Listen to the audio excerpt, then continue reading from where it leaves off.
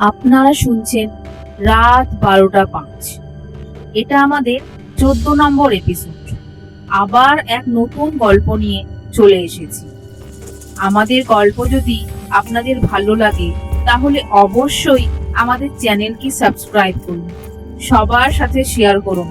আপনার ভালোবাসা দিয়ে পাশে থাকলে তবেই আমরা এগিয়ে যেতে পারবো। চলুন আজকের এপিসোড শুরু করা যাক। কলকাতার শহরতলির হাসপাতালে মেডিকেল ছাত্রদের একটি হোস্টেল।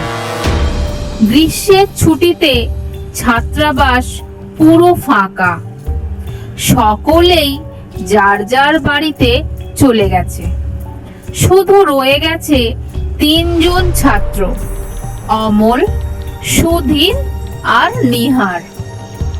তারা ঠিক করেছে ছুটিটা নষ্ট না করে মন দিয়ে পড়াশোনা করবে। আগামী বার্ষিক পরীক্ষায় ভালো রেজাল্ট করবে, এই তাদের সংকল্প। সত্যি তারা মন দিয়ে পড়াশোনা করছে। যে ছাত্রাবাস সব সময় ছাত্রদের হই হুল্লোড়ে মুখরিত থাকতো তা এখন নীরব। কাজেই পড়াশোনায় বিঘ্ন ঘটাবার মতো কোনো উপদ্রব আর নেই। এত বড় ছাত্রাবাসে রয়েছে মাত্র 2জন ভৃত্য ও 1জন রাঁধুনি ব্রাহ্মণ। তারা গত পুজোর ছুটিতে বাড়ি গিয়েছিল, তাই এবার আর যায়নি।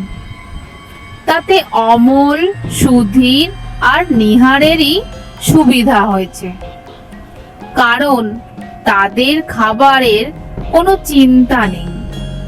সময় মতো দুবেলা তাদের আহার জুটছে, আর পড়াশোনারও সময় পাচ্ছে প্রচুর। অনেক রাত পর্যন্ত তারা মাঝে মাঝেই পড়াশোনা করে। অ্যানাটমি বিষয়টা বেশ জটিল, তাই পড়াশোনার সুবিধার জন্য একটি মরা মানুষের মাথার খুলি তারা জোগাড় করেছে। এই মাথার খুলিটা থাকে তাদের পড়ার ঘরের টেবিলে।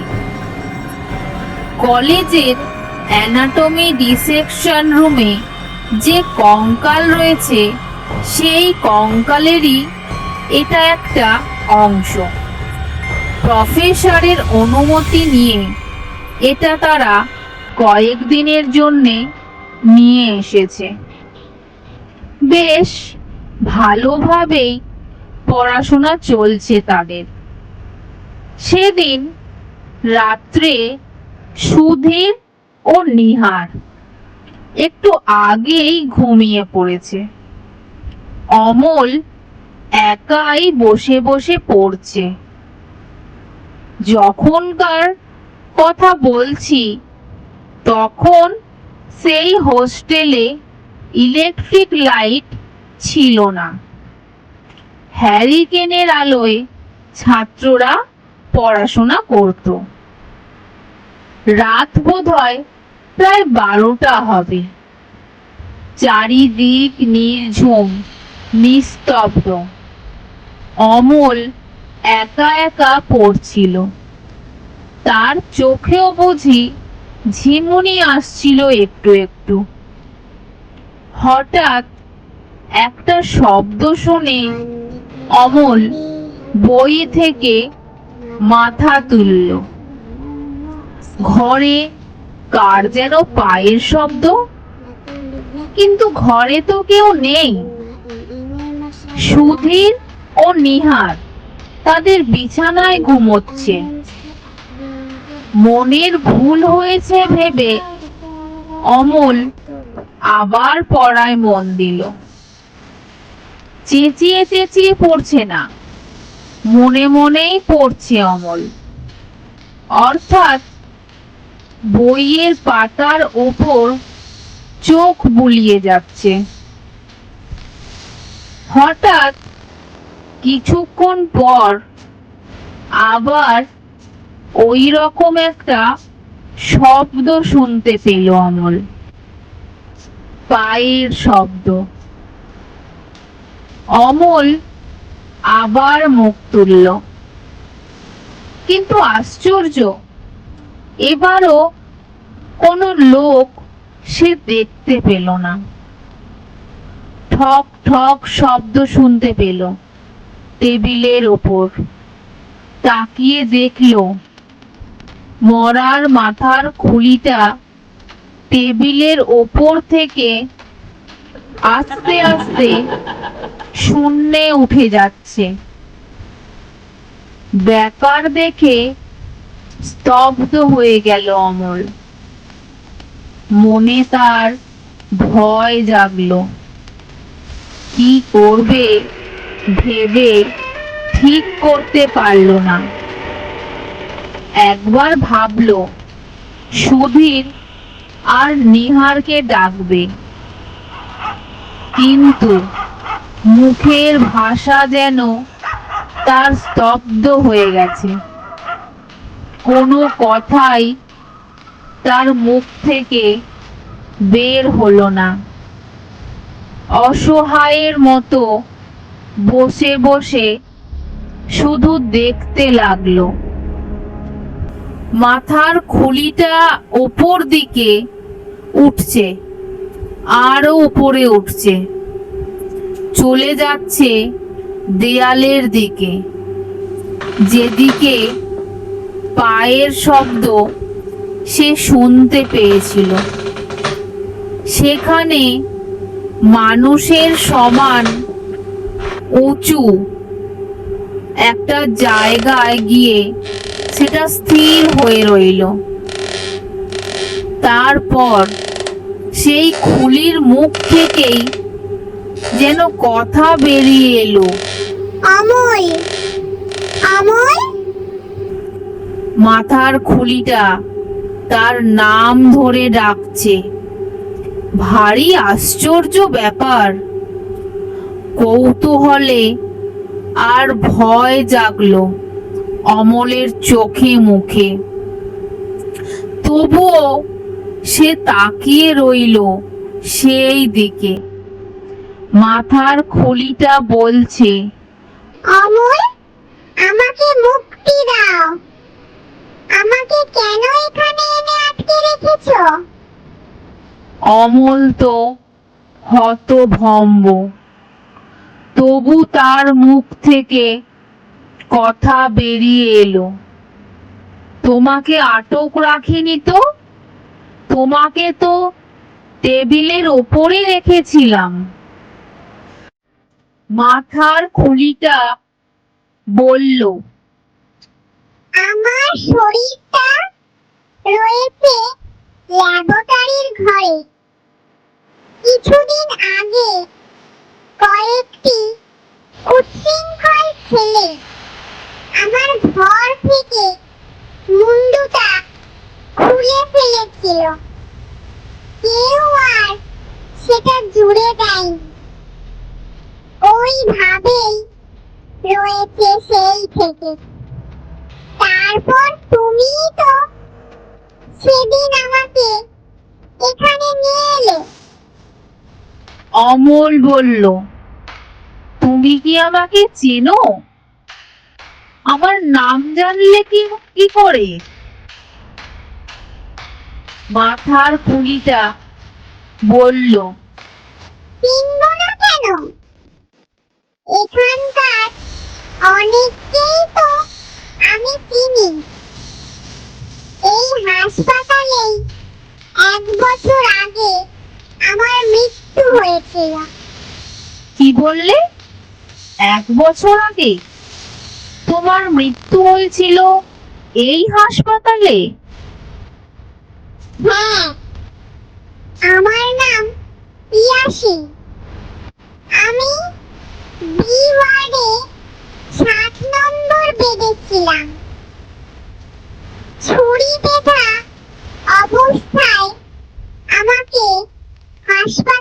ভর্তি করিয়ে দিয়েছিল পথের কয়েকজন লোক।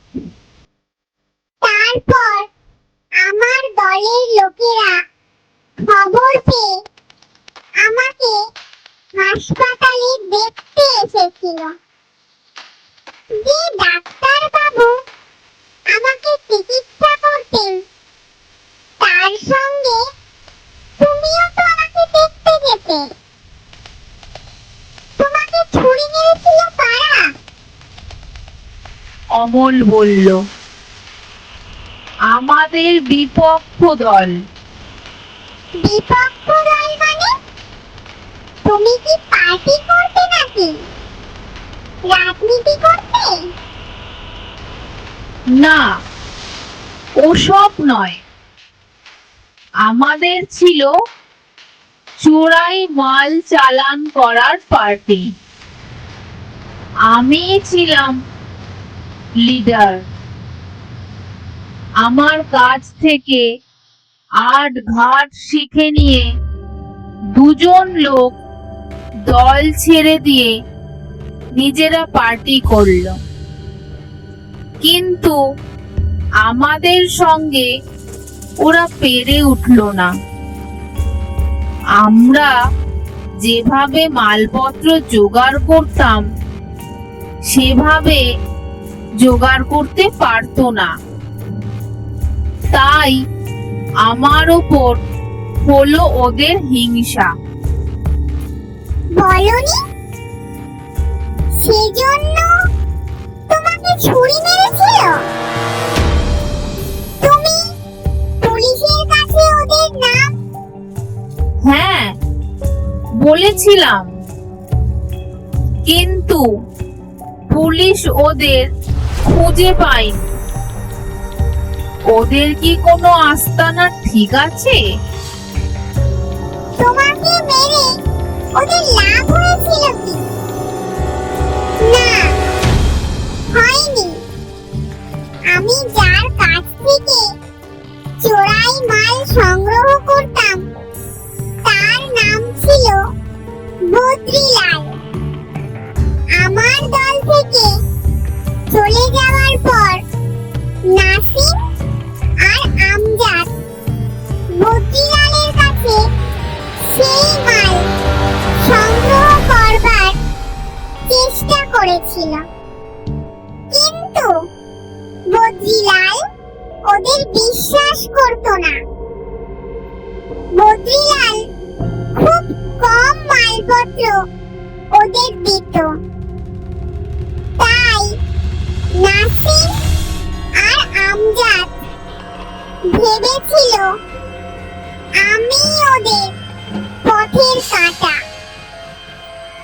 আমাকে না সরালে ওদের উদ্দেশ্য সিদ্ধি হবে না। সেজন্যই ওরা আমাকে মেরেছিল। আমি এই হাসপাতালে মারা গেলাম। আমাকে মর্গে পাঠানো হয়েছিল।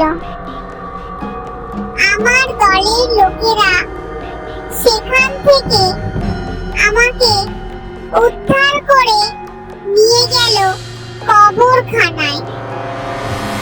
আমাকে কবর দিল। কিন্তু ভাগ্যের কি খেলা দেখো, আমি যে চোরাই মালের কারবার করতাম মরার পরও পড়ে গেলাম সেই চোরাই মাল পাচারকারীদের হাতে। আমার কঙ্কালটাও রেহাই পেল না। যেসব লোকেরা কঙ্কালের চোরা কারবার করে তারা একদিন আমার কঙ্কালটাও তুলে নিয়ে গেল। তারপর হাত বদল হয়ে আমার কঙ্কালটাও এসে গেল এই হাসপাতালে। অমল স্তব্ধ হয়ে কথাগুলো শুনল। তারপর জিজ্ঞেস করলো, তাহলে এখন সেই নাসিম আর আমজাদ খুব চোরাই মালের কারবার করছে? ইয়াসিন বলল, না, সেই সুযোগ তাদের দিইনি। নাসিম হলো দলের পান্ডা। তাকে একদিন রাত্রিবেলা পেয়ে গেলাম নির্জন এক জায়গায়, ধাপার মাঠের কাছে। তাকে গলা টিপে ধরলাম। সে অনেকক্ষণ ধস্তাধস্তি করলো আমার সঙ্গে, কিন্তু পারলো না। আমার সঙ্গে শক্তিতে সে পারবে কেমন করে? আমার গায়ের জোর চিরকালই ওর চাইতে বেশি। তবু লড়েছিল অনেকক্ষণ। ওর কাছে একটা ছুরি ছিল। সেই ছুরি নিয়েই সব সময় চলাফেরা করত।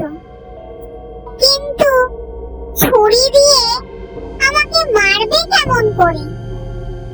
ওর রক্ত মাংসের শরীর, আর আমি ছায়া হয়ে ওর সঙ্গে লড়াই করছি।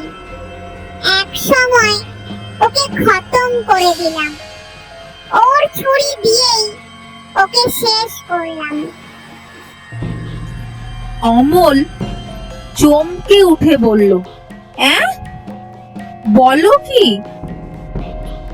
ইয়াসিনের মাথার খুলিটা বলল, হ্যাঁ, নাসিমকে এইভাবেই খতম করেছি। এরপর আমজাদও একদিন ধরা পড়ল পুলিশের হাতে। একটা চোরাই মাল পাচার করতে গিয়ে হাতে হাতে ধরা পড়ল। জেল হলো তার। তারপর থেকে আমজাদ এই কাজ ছেড়ে দিয়েছে। অমল বলল, কিন্তু তোমার এই অবস্থা কেন? তুমি কি চাও আমার কাছে? ইয়াসিন বলল, আমি চাই মুক্তি। তোমাকে কিভাবে মুক্তি দেব আমি? শোনো তাহলে, তোমাকে একটা গোপন খবর বলছি। তাতে তুমিও বেঁচে যাবে, আমিও ভালোভাবে থাকতে পারবো। বলো, কি বলতে চাও তুমি? যে ঘরে কঙ্কালগুলো আছে, সে ঘরের দারোয়ান কঙ্কালগুলোকে বিক্রি করে ফেলার মতলব করছে। যারা এইসব ব্যবসা করে তাদের সঙ্গে ষড়যন্ত্র করছে সে। রাত্রে চোর হয়ে তারা চুরি করবে। তার আগে দারোয়ানকে বেঁধে ফেলবে তারা। তারা চুরি করবে কঙ্কাল আর দু একটি মূল্যবান যন্ত্র। আমার কঙ্কালটাকেও বাদ দেবে না তারা। তাহলে আমি মুন্ডু ছাড়া হয়ে পড়ব। এই ব্যাপারে আমাকে কি করতে হবে? অমল বলল,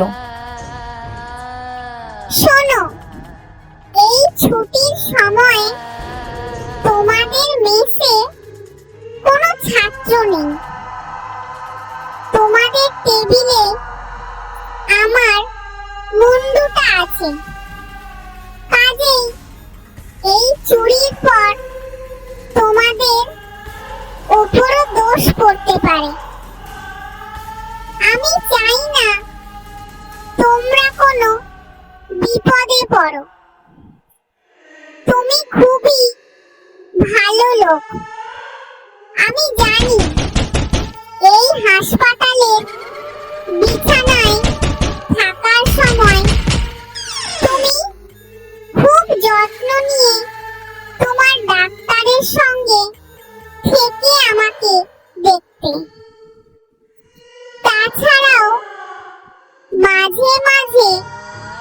আমার খবর নিতে। অনেক ডাক্তারই আছে বড় নিষ্ঠুর, তাদের মায়া মমতা নেই। তারা রোগীদের ভালো করে দেখেন না। তুমি সেই ধরনের লোক নও, তাই তোমাকে বাঁচাবার জন্য আমার এত আগ্রহ। তোমরা তিনজন এখানে আছো, এখনই তোমরা হাতে কোনো অস্ত্র নিয়ে বেরিয়ে পড়ো। তবে তোমাদের কাছে অনুরোধ, আমার বন্ধুটা আমার কঙ্কালের সঙ্গে জুড়ে দিও, তাহলে আমার আত্মা শান্তি পাবে। আমি এখন যাই। ধীরে ধীরে মুন্ডুটা আবার বাতাসে ভাসতে ভাসতে এসে টেবিলের উপর হাজির হলো। কিছুক্ষণ আচ্ছন্নের মতো বসে রইল অমল। একটু আগে যে ঘটনাটা ঘটে গেল সেটা সে নিজেও যেন বিশ্বাস করতে পারছে না। তন্দ্রায় আচ্ছন্ন হয়ে সে কি স্বপ্ন দেখছিল, নাকি নিজেই এসব উদ্ভট কল্পনা করছিল? বসে বসে ভাবতে লাগলো অমল, এখন সে কি করবে? সুধীর আর নিহারকে জাগিয়ে তুলবে কি? যাবে কি সেই ল্যাবরেটরি রুমের কাছে? ওদের জাগিয়ে তুলে বলবে কি নরমুণ্ডের বিচিত্র কাহিনী? ওরা হয়তো বিশ্বাসই করবে না, পাগল বলেই কথা উড়িয়ে দেবে। কিন্তু স্থির হয়ে বসে থাকতে পারল না অমল। তার মন চঞ্চল হয়ে উঠল। সে গিয়ে জাগিয়ে তুলল সুধীর আর নিহারকে। বলল, ওঠ ওঠ। ধর্মর করে উঠে বসলো সুধীর আর নিহার। ঘুম চোখেই বলল, কি হয়েছে রে অমল? অমল বলল, চল ল্যাবরেটরির রুমের দিকে যাই, ওখানে চোর এসেছে। চোর? কে বলল? হ্যাঁ, আমি খবর পেয়েছি, ল্যাবরেটরির ঘরে চোর এসেছে। তো আমাদের কি? কঙ্কাল চুরি করতে এসেছে চোর। কঙ্কাল চুরি হলে আমাদের উপর হয়তো দোষ পড়বে। চল, এখন গেলে চোরকে তাড়ানো যাবে। চোর যদি আমাদের ঠ্যাঙায়, সেজন্য তৈরি হয়ে যেতে হবে। লাঠি নিয়ে চল। লাঠি নেওয়া সত্যি দরকার, কিন্তু লাঠি কোথায় পাবো? হকি স্টিক ছিল। ভাই তিনজন তিনটি নিয়ে বেরিয়ে পড়ল। ল্যাবরেটরির কাছে এসে তারা তিনজনেই তাজ্জব। দেখলো সত্যি সেখানে চোর হানা দিয়েছে। দারোয়ানকে দড়ি বেঁধে বারান্দায় এক পাশে ফেলে রেখে ল্যাবরেটরির দরজা চাবি দিয়ে খুলে ফেলেছে চোরেরা। অমল, সুধীর আর নিহার হই হই করে শোরগোল তুলল, হকি স্টিক দিয়ে আঘাত করতে লাগলো মাটির ওপর, যাতে চোরেরা ভয় পায়। চোরেরা ভয় পেলেও বাঁচবার জন্য রুখে এলো অমল, সুধীর আর নিহারের দিকে, কিন্তু তাতে সুবিধা করতে পারলো না। হইচই শুনে ততক্ষণে এদিক ওদিক থেকে আরো লোক এগিয়ে এসেছে। তিনজন চোরই ধরা পড়ল। মস্ত বড় একটা চক্রান্তের সূত্র ফাঁস হয়ে গেল। সেই সূত্রেই ধরা পড়ল কঙ্কাল চোরাকারবারিদের দল। দারোয়ান বুঝতে পারল তারও রক্ষে নেই। সে গোপনে দোষ স্বীকার করল অমল, সুধীর আর নিহারের কাছে। তাদের পায়ে ধরে ক্ষমা চেয়ে প্রতিজ্ঞা করল আর কোনোদিন সে এমন কাজ করবে না। দারোয়ানের চাকরি রয়ে গেল, কিন্তু এসব কাণ্ড কারখানার মূলে ইয়াসিনের যে প্রেতাত্মা, এ কথা সুধীর আর নিহার কিছুতেই বিশ্বাস করতে চাইল না। তারা বলল, তুই নিশ্চয়ই স্বপ্ন দেখেছিলি। মরা মানুষের মাথার খুলি কি কখনো কথা বলতে পারে? আমরা তা বিশ্বাস করি কিভাবে? অমলও বিশ্বাস করতে পারেন, কিন্তু এ ব্যাপার যে সত্যি ঘটেছিল, এ ব্যাপার না ঘটলে চোরের খবরই বা সে জানতো কেমন করে? অমলের কৌতূহল এরপর সত্যি খুব বেড়ে গিয়েছিল। সে হাসপাতালের খাতাপত্র ঘেঁটে বের করেছিল 1 বছর আগে মোহাম্মদ ইয়াসিন নামে সত্যি একজন রোগী ছুরির আঘাতে আহত অবস্থায় হাসপাতালে ভর্তি হয়েছিল। সে ছিল বি ওয়ার্ডে 7 নম্বর বেডে। 3 দিন পর তার মৃত্যু হয়েছিল। ঘটনাটা খুবই আশ্চর্য। যারা পরলোক বিশ্বাস করেন তারা হয়তো বলবেন যে ঘৃণ্য কাজ করত ইয়াসিন, সেই কাজের উপর তার বিতৃষ্ণা এসেছিল।